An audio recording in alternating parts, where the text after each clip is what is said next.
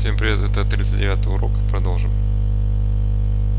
Alright guys, welcome to your 39th tutorial, and in this lesson I'm going to be building the GUI for our, I don't know if you want to call it like a chat. It's more like an instant messaging program because, two people are going to be connected on different computers and going to be able to talk to one another. So I think a chat room because, a chat room is like with multiple people. So anyways, let's go ahead and set up the GUI, and of course if you, watch any tutorials, we do this in the constructor. So the first thing we need to do is make a method that's the same name as our class, and this class is server. And actually, let me just go ahead and give me some more blank lines so you guys can see a little bit easier. Alright, so public server. So the first thing we need to do is add a title at the top of the window, and I'll just name this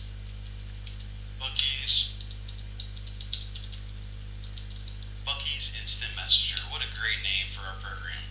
Now the next thing I want to do is set up the text field where the user can go ahead and type text. So remember, we made a variable already for it last time, and it is actually user text equals new jtext field with no parameters. So now we basically have that text field set up. Now we can go ahead and do a couple things to it.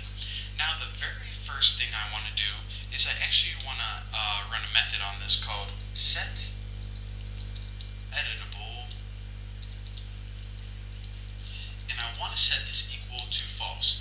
Now with the method set editable, I always freaking put that user text set editable. Now what this means is by default, before you are connected to anyone else, you're not allowed to type anything in the message box. So why did I do this? Well, first of all, if you're not connected to anyone, and there basically wouldn't even be a point to typing anything in the message box, because imagine signing on, AOL Instant Messenger and typing something into the message box and hitting enter. It's like, dude, you're not even talking to anyone. Why the heck would you hit enter? And so first of all, it would just be a waste of time to type something in there. Second of all, whenever you try to send something through the stream and no one's connected on the other side, you're going to get a lot of crap messing up. So that's why we don't want the user to be able to type anything in here, because if they try to send something through the stream and no one's on the other side, then it's just going to mess crap up. So set editable equal to false. And by the way, whenever they do connect to someone, we can change this to true, and I'm going to show you guys how to do that later on. So now what we need to do is we need to add an action listener. So user text, add a method called add, come on pop up, action listener. There we go. Too lazy to type it. And let me go ahead and make sure this looks all pretty. Alright, now inside here, of course, we have new listener. I'm not going to explain this, you guys already know what's going on right here. And inside here, whenever something happens inside, the method gets called public void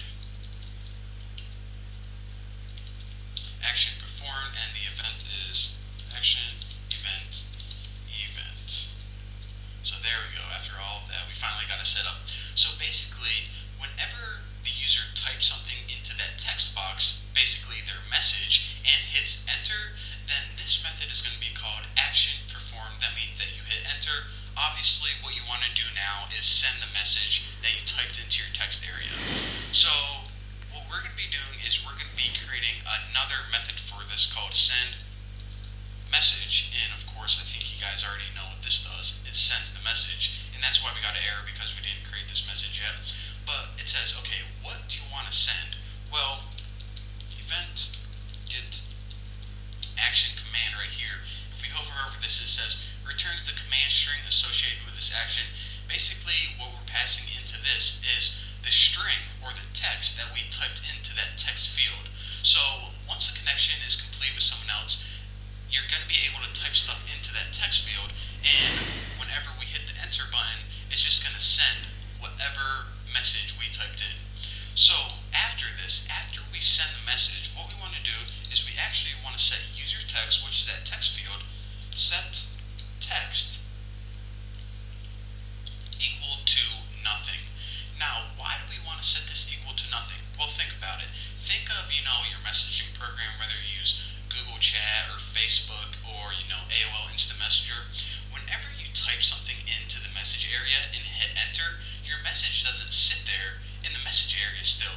It shows up in the chat area so your friend can see, but the main message area where you type your message now turns blank again, and it waits for you pretty much to type another message. So pretty much it resets to nothing and waits for you to type another message. So that's what we're doing right here.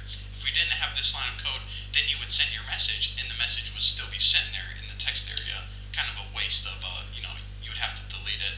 Pretty much a waste of time. So now what we need to do is just, add all this stuff to the screen. So add user text, border, layout north. So this is pretty much going to be sitting on the top of the screen. Now the chat window, we have to go ahead and create this. This is the main window where all of your messages get displayed, yours and your friends. What we want to do is, we didn't even create this yet, so new J text area. And now we have to add this to the screen. So add new J scroll pane with the chat window in there. Let me see if I typed that right. Yep, no errors. Alright, now I guess we might as well set the size for the main thing. So set size equal to 300 and 150. Now usually you would want it a little bit bigger than this. This is only going to be a size of really small, I don't know, maybe pop-up or something.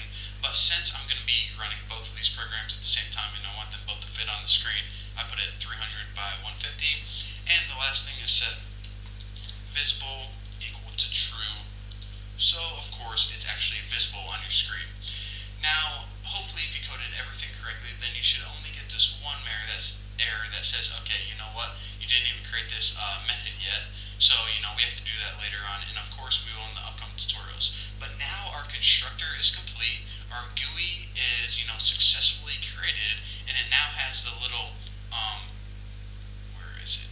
The little user text where you can type messages in, and the chat window where whenever you or your friend types a message and sends it,